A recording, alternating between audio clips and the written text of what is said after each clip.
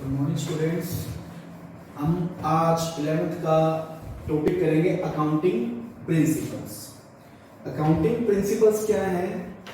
Accounting principles 11th के students को कुछ थोड़ा सा मुश्किल टॉपिक लगता है, लेकिन मुश्किल नहीं है ये।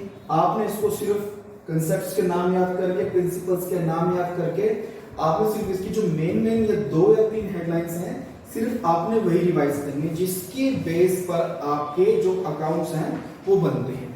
अकाउंटिंग प्रिंसिपल्स क्या है? अकाउंटिंग प्रिंसिपल्स कुछ जनरल गाइडलाइंस हैं, कुछ रूल्स हैं, कुछ रेगुलेशंस हैं जो ICAI द्वारा बनाए गए हैं।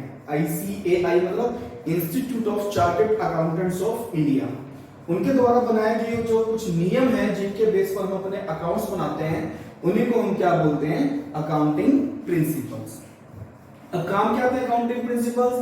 अगर आपने कोई अकाउंट्स बनाने हैं, जैसे आप परचेज अकाउंट बनाएंगे, प्रॉफिट एंड लॉस अकाउंट बनाएंगे, बैलेंस शीट बनाएंगे, तो आप उनके अंदर कौन सी आइटम किस साइड लिखेंगे और क्यों लिखेंगे, ये आपको बताएगा कौन?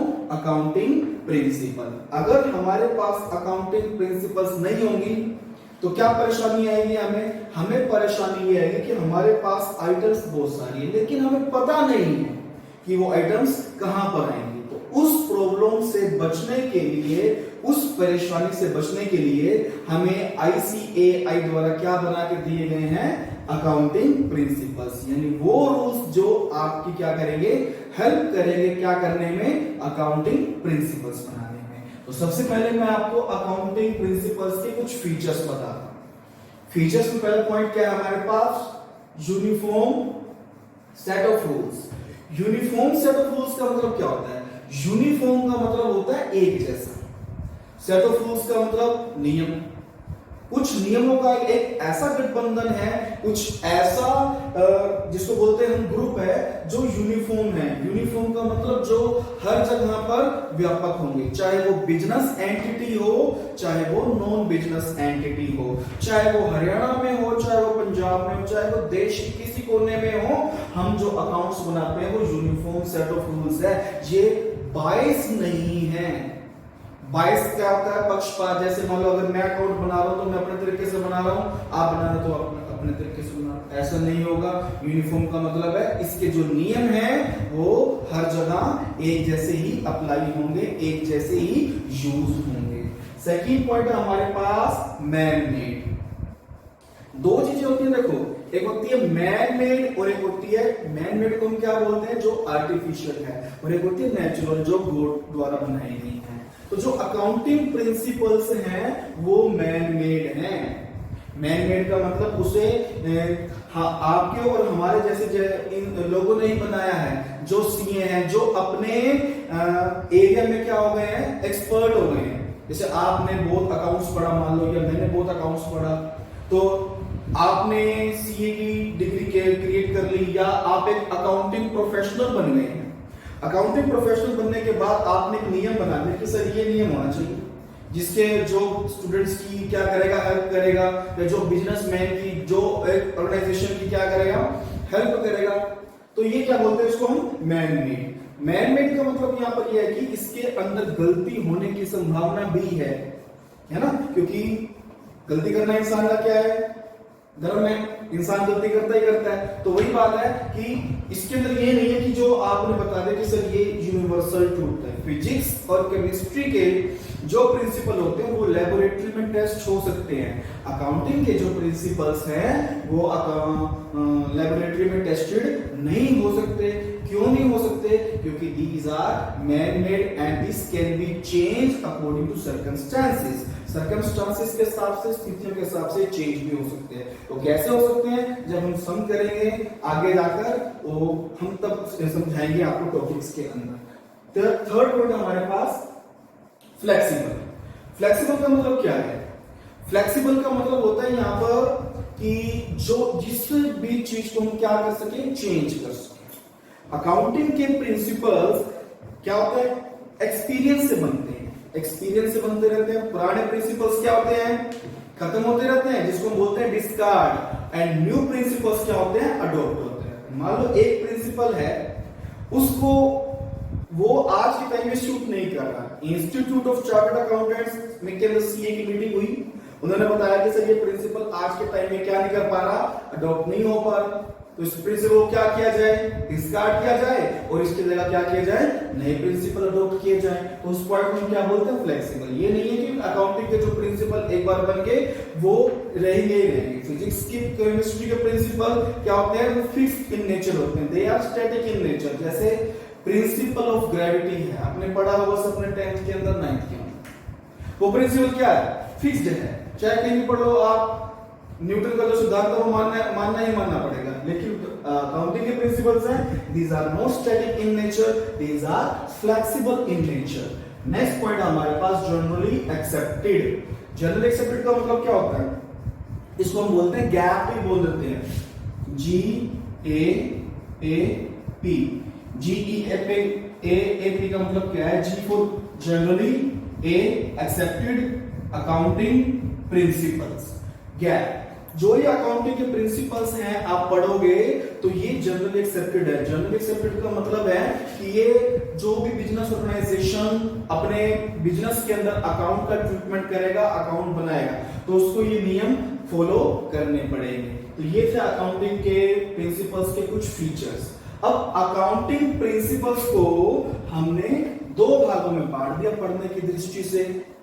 पहली बात क्या है, अकाउंटिंग कंसेप्ट्स, और दूसरे क्या है हमारे पास, अकाउंटिंग कन्वेंशंस। अकाउंटिंग कंसेप्ट्स में क्या होता है, अकाउंटिंग के कुछ कंसेप्ट हैं, कुछ अवधारणाएं हैं जो अकाउंटिंग बनाने में क्या करेंगे, आपकी हेल्प करेंगी। इनमें से कुछ मैंने यहां पर लिख दी जो आपकी मोस्टली यूज होती है। इसके अंदर पहला है हमारे पास अकाउंटिंग कंसेप्ट के अंदर going concern concept. Going concern का मतलब क्या होता है, अब यहां पर थोड़ा सा समझेंगे ध्यान से। गोइंग कंसर्न का मतलब होता है कि बिजनेस जो भी हमने स्टार्ट किया है, it is to be continued for a period, for a long period. यानी जो भी आपने बिजनेस स्टार्ट किया है ना, वो लंबे समय तक चलेगा। जब भी आपने कोई असेट्स परचेज की, आपने मान लो बिल्डिंग ली है, तो आप इसकी लाइफ टाइम पहले ही निर्धारित कर लेते हो, ये 10 साल चलेगी। मान लो आपने 10 लाख रुपए के असेट्स ली और 10 साल चलेगी। इसी के बेस के ऊपर आपने क्या किया, हर साल का डेप्रिसिएशन लगा दिया 1 लाख रुपए। गोइंग कंसर्न कंसेप्ट क्या होता है कि बिजनेस के अंदर जो भी असेट्स आपने ली हैं, it is to be continued for a long period. अब कई बच्चे कहेंगे कि सर ये हो सकता है कि आपने तो कहा 10 साल चलेगी, क्या पता 5 साल चले। हाँ हो सकता है, लेकिन हमने मान लिया। गोइंग कंसर्न का कंसेप्ट का मतलब क्या है कि हमने मान लिया कि business to be continued for a long period. तो पहला कंसेप्ट आपका ये है गोइंग कंसर्न। सेकंड क्या कहता है हमारे पास, कंसिस्टेंसी कंसेप्ट। कंसिस्टेंसी का मतलब क्या होता है, कंसिस्टेंसी का मतलब होता है कि जो भी आइटम आपने असेट्स या मेथड जो भी आपने एक बार अडॉप्ट कर लिया, उसको आपने बार बार चेंज नहीं करना। ये नहीं कि हमने इस साल तो सर किसी और मेथड से अकाउंट बना लिए और अगले साल हमने क्या किया, किसी और मेथड से अकाउंट बना लिया, ऐसा नहीं होगा। कंसिस्टेंसी का मतलब है कि जो भी मेथड आपने एक बार अडॉप्ट कर लिया, this can not be changed year two year, है ना। जैसे हमारे पास डेप्रिसिएशन लगाने के 2 मेथड होते हैं, बेसिकली 2 मेथड होते हैं। कौन कौन सा, एक तो होता है रिटर्न डाउन वैल्यू, जिसके अंदर असेट्स की वैल्यू क्या होती रहती है, डेप्रिसिएशन की वैल्यू हर साल चेंज होती रहती है। और दूसरा कौन सा है हमारे पास, स्ट्रेट लाइन मेथड, जिसके अंदर डेप्रिसिएशन की वैल्यू क्या रहती है, हर साल चेंज रहती है। अगर आपने एक साल रिटर्न डाउन अडॉप्ट कर लिया, दूसरे साल स्ट्रेट लाइन, तो ये अकाउंटिंग के अंदर मान्य नहीं होता। क्यों, क्योंकि इसके अंदर कंसिस्टेंसी नहीं है। कंसिस्टेंसी का मतलब क्या होता है, जो मेथड एक बार अडॉप्ट कर लिया उसी को हर साल फॉलो करना है। अब इसका मतलब ये बिल्कुल भी नहीं है कि जो आपने मेथड एक बार अडॉप्ट कर लिया वो जिंदगी में कभी भी चेंज नहीं होगा। ये 8 साल हो गए सर आप वही मेथड अडॉप्ट करते आ रहे हो। अगर जरूरत पड़े, अकाउंटिंग की नीड हो, बिजनेस की नीड हो, गवर्नमेंट का प्रेशर हो, अगर वाला गवर्नमेंट कह रही कि सर आप जो मेथड अडॉप्ट कर रहे हो वो ठीक नहीं है, अब आप अपना मेथड चेंज करो, तो आप ये नहीं कहेंगे इसका कंसिस्टेंसी कंसेप्ट नहीं। आप गवर्नमेंट ने कहा आपको सरकार की नियमावली चेंज हुई है तो आपको अपना मेथड क्या करना पड़ेगा, चेंज करना पड़ेगा। यानी सिर्फ कुछ ही स्थितियां हैं जिसके अंदर आप अपने कंसेप्ट को, कंसिस्टेंसी कंसेप्ट के अंदर आइटम्स को, मेथड्स को क्या कर सकते हैं, चेंज कर सकते हैं। तीसरा कॉन्सेप्ट हमारे पास बिजनेस एंटिटी कंसेप्ट। क्या होता है business entity concept? Business entity concept आपको ये कहता है कि बिजनेस मैन और business they are not same, they are of separate nature. अगर आपने किसी बिजनेस के अंदर, कंपनी के अंदर पैसा लगाया, मान लो आपने किसी भी कंपनी के अंदर पैसा लगाया, ABC कोई भी कंपनी है, तो अगर वो कंपनी गई डूब तो आप उसके मैनेजर को नहीं कह सकते कुछ, आप उसके शेयर होल्डर को, जो भी मेजर शेयर होल्डर का, उसको कुछ नहीं कह सकते। क्यों? क्योंकि आपने पैसा किसके अंदर लगाया था, कंपनी के अंदर, न कि उस पर्सन को दिया। अगर आपने पर्सन को दिया तो बिजनेस में पे करेगा। यानी मैं और मेरा बिजनेस इज सेपरेट एंटिटी, वो क्या है, अलग अलग है। इसी प्रकार अगर आपके पास बिजनेस की कोई आइटम है तो वो बिजनेस के अंदर लिखी जाएगी, पर्सनल कोई आइटम है तो वो ड्राइंग्स मानी जाएगी। बिजनेस से पैसा निकाला, that is treated in drawings.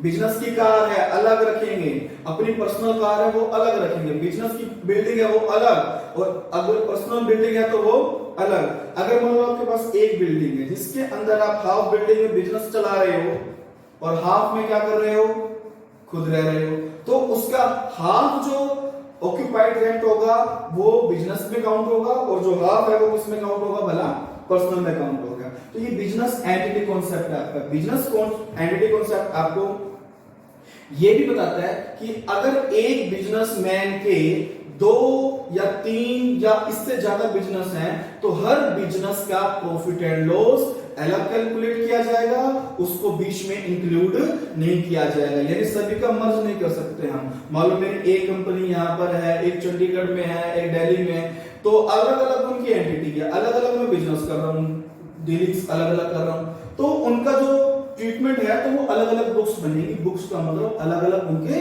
Accounts बनेंगे। ये आपका बिजनेस एंटिटी कंसेप्ट कहता है। फोर्थ पॉइंट का मतलब क्या है हमारे पास?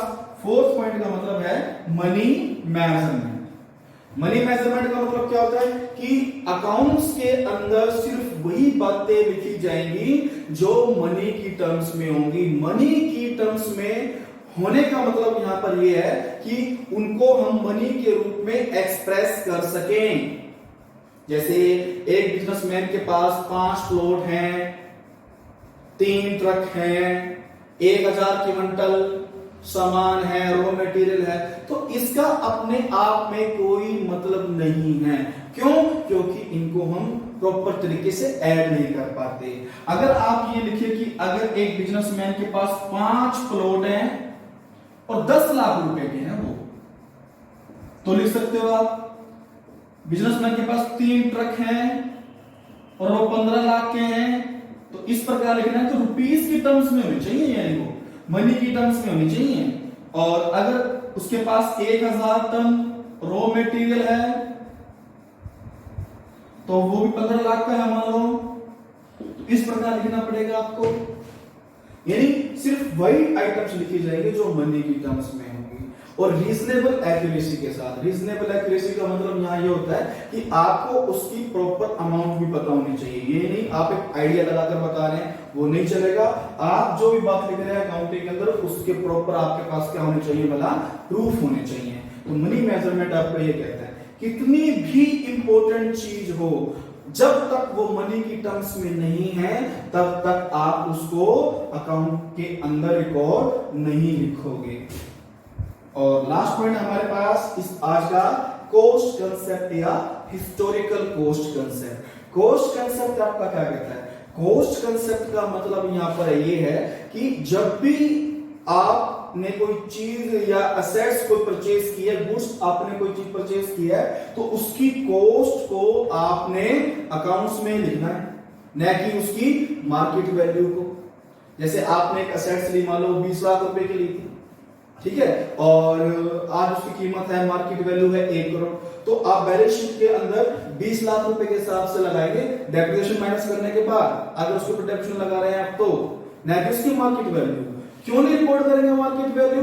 क्योंकि मार्केट वैल्यू तो तब लगाते हैं हम अगर हमने उस असेट्स को क्या करना है, बेचना है। हमने उस असेट्स को बेचना नहीं है अभी, क्योंकि असेट्स किस चीज के लिए लेते हैं हम, लॉन्ग टर्म के लिए।